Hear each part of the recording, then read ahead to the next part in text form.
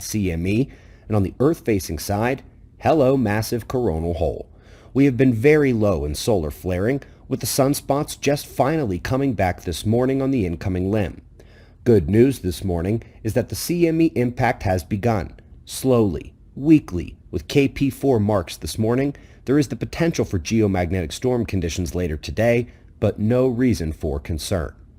The next solar wind amplification will be this weekend from that sizable northern coronal hole, and if it's the biggest one she's ever seen, I can only wish you'd been with us last sunspot cycle.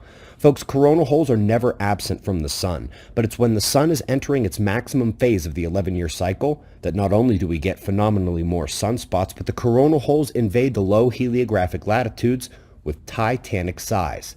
The stream coming from this one has a good chance of producing geomagnetic storms all on its own this weekend.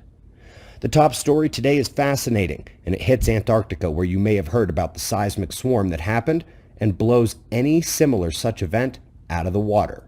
A magma intrusion from the crust-mantle boundary shot almost to the surface in the span of a couple weeks. Finally, a magnitude 6 event closed off the magma feed and the quake stopped. But what's fascinating is not only did this event break anyone's expectation of what's to be seen there, but it happened in 2020, right as Earth was shattering its previous record fastest day, which, if you recall, happened 28 times in the super surge we took that year. That surge went from June to August, and the record seismic swarm due to magma intrusion in Antarctica occurred immediately thereafter.